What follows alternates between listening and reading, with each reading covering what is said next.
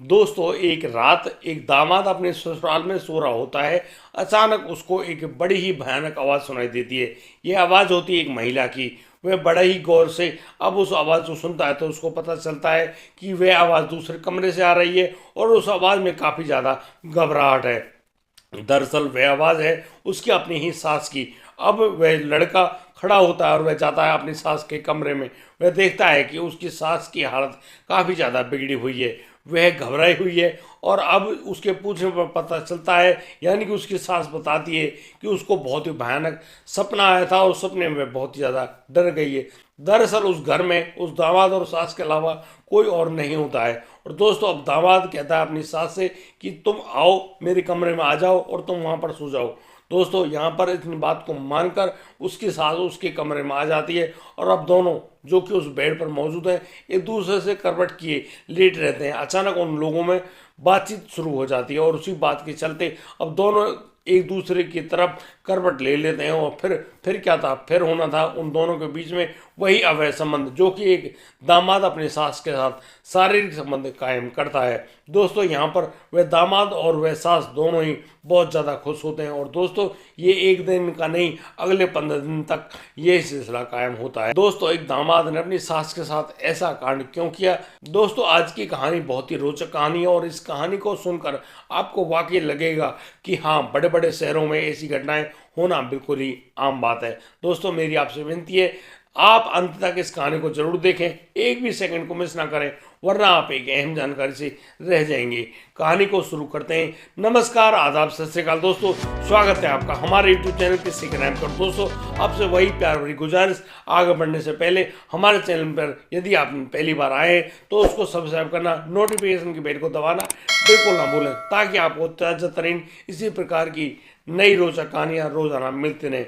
दोस्तों आज का बेहद ही हैरान कर देने वाला मामला सामने आया है दिल्ली के वसंत विहार से। वसंत विहार में रहने वाला वैभव जैन अपने छोटे भाई विनय जैन के साथ रहता है। दोस्तों एक सड़क दुर्घटना में इनके माता पिता की मौत हो जाती है।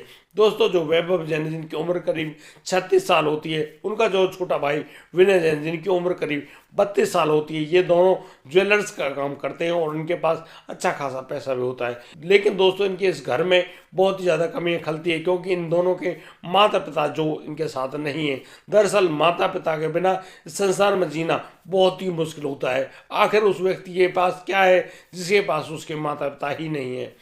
यानी कि वो दोनों पैसे वाले होने के बावजूद ऐसे रहते हैं जैसे वो बिल्कुल भूखे हों, परेशान हों, दुखी हों। दोस्तों इस प्रकार से उनका जीवन चल रहा होता है। अचानक वैभव के लिए एक रिश्ता आता है और दोस्तों उस रिश्ते के अनुसार अब वैभव की शादी हो जाती है। दोस्तों यहाँ पर अब वैभव और विनय के जीवन में अब विनय की भाभी आ जाती है और दोस्तों उनका बड़े चैन से जीवन गुजरने लगता है। बड़ा घर था, नौकर नौकरानी सब होती हैं, लेकिन एक वाकई में उनके अपने संबंध के लिए तो कोई तो चाहिए। यहाँ पर जब वैभव का विवाह होता है तो यहाँ पर उनके घरों में खुशियाँ लौटने लगती हैं। दोस्तों अब तो वैभव और वैभव की पत्नी और विनय बड़े ही प्यार से रहने लगते हैं। लेकिन दोस्तों यहाँ वैभव के घर में शायद ही कोई अलग बात थी। दोस्तों वैभव की शादी के अभी 2 साल भी नहीं गुजरे थे, अचानक से वैभव की पत्नी की बहुत ज़्यादा हालत ख़राब हो जाती है। उसको जब हॉस्पिटल में भर्ती कराया जाता है, उसके जब चेकअप होते हैं तो उन चेकअप्स में एक वाकई में गंभीर बीमारी निकल के आती है। और दोस्तों उसी गंभीर बीमारी के चलते बहुत जल्दी ही उसकी पत्नी यानी कि वैभव की पत्नी की मौत हो जाती है। दोस्तों यहाँ पर वैभव और विनय फिर दोबारा से अकेले और तन्हा रह जाते हैं। वो बड़े परेशान हैं, दुखी हैं। आखिर वो किसका सहारा ले, किसके पास जाए, किससे बातचीत करें। बहुत ही ज़्यादा परेशान अवस्था में वो लोग बस ऐसे ही रहते हैं। एक दिन की बात, वैभव की दुकान पर एक महिला आती है। वह महिला जो दिखने में बहुत खूबसूरत है, उसके साथ एक लड़की होती है। वह लड़की काफ़ी ज़्यादा जवान है। अब वह जो महिला है वह वैभव से बात कर रही होती है और वह कह रही होती है कि हम भी इसी समाज से आते हैं और हमें हमारी लड़की के लिए एक अच्छा वर चाहिए। अगर तुम्हारी नज़र में कोई लड़का हो तो हमें बता दो। तो यहाँ दोस्तों वह जो वैभव वह अपने छोटे भाई विनय को बुला लेता है। दोस्तों विनय जब वहाँ आता है तो यहाँ पर वैभव अपने छोटे भाई को दिखाता है और बताता है कि यहाँ मेरा छोटा भाई है, यह विनय बहुत ही अच्छा लड़का है और हम दोनों भाई इस दुकान को संभालते हैं। यानी इसकी कैरियर के बारे में तो कोई चिंता की बात है ही नहीं। लेकिन यहाँ पर आप बेफिक्र रहिए, इस लड़के से अपनी बेटी की शादी कर दो। दोस्तों वह माँ अपनी बेटी का जो संबंध है वही वैभव के साथ यानी कि विनय के साथ तय कर दिया जाता है। और अब यहाँ पर मिठाई के डब्बे आते हैं और मिठाई एक दूसरे को खिलाई जाती है और विनय की जो संबंध है वह तय कर दिया जाता है। और दोस्तों बहुत ही जल्दी अब 14 फरवरी यानी कि वैलेंटाइन डे को चुनते हैं दोनों की शादी के लिए। और दोस्तों देखते देखते वह दिन भी आ जाता है और उस दिन अब जब विनय और उस श्रद्धा नाम की लड़की की शादी हो जाती है तो वैभव बहुत ही खुश होता है। वैभव जो कि अपने घर में अकेला है वह अब विनय और विनय की पत्नी श्रद्धा को देखकर फूले नहीं समा रहा है और बहुत ज़्यादा विचार कर रहा है कि वाकई में उनके भाई विनय का घर बस गया। वह बहुत खुश है।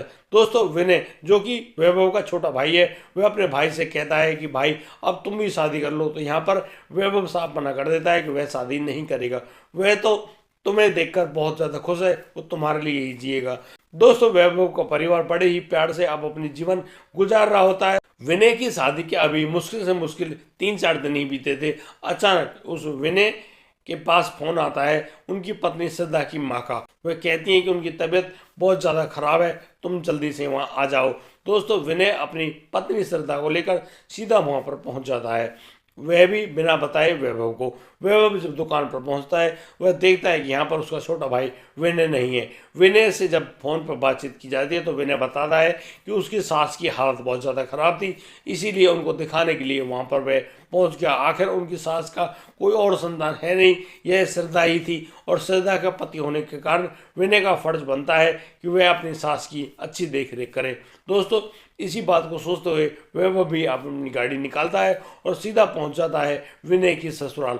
वहां जाकर वह देखता है कि यहाँ पर श्रद्धा की माँ का हॉस्पिटल में इलाज चल रहा होता है। दोस्तों वैभव अब वहाँ पर पहुँच जाता है और वह अब विनय से कहता है कि विनय तुम्हारी वह तारीख भी नज़दीक आ गई है जब तुम लोग हनीमून के लिए जाने वाले हो। दोस्तों विनय जो कि अपनी पत्नी के साथ 15 दिनों के लिए गोवा जाने वाला था हनीमून के लिए, अब वैभव कहता है कि मैं तुम्हारी सास की देख रेख कर लूँगा, अब तुम अपने हनीमून के लिए गोवा जा सकते हो। दोस्तों अब यहाँ अपने बड़े भाई वैभव को अपनी सास के पास छोड़कर वह लड़का विनय अपनी पत्नी को लेकर गोवा रवाना हो जाता है। दोस्तों अब वैभव अपने छोटे भाई की सास यानी कि वैशाली का बहुत ही अच्छे ढंग से देख रेख करता है और उनको बहुत ही जल्दी ले जाता है उनके घर। और दोस्तों वहाँ पर जब वैशाली अपने कमरे में सो रही होती हैं, वैभव जब दूसरे कमरे में सो रहे होते हैं तो रात के करीब 12-1 बजे के लगभग अब अचानक से वैशाली की आवाज़ बहुत ही ज़्यादा भयंकर हो जाती है। तो वैशाली की जो आवाज़ है उसमें बहुत बड़ी चीख होती है। उस चीख को सुनकर वह खड़े होते हैं और सीधे पहुंच जाते हैं वैशाली कमरे में। वहां पर वो देखते हैं कि वैशाली बहुत ही ज़्यादा बुरी तरह से घबराई हुई है। आखिर उनके साथ क्या हुआ है पूछने पर पता चलता है कि वैशाली को बहुत ही ज़्यादा भयानक सपना आया था। अब तो वह बहुत ज़्यादा परेशान है।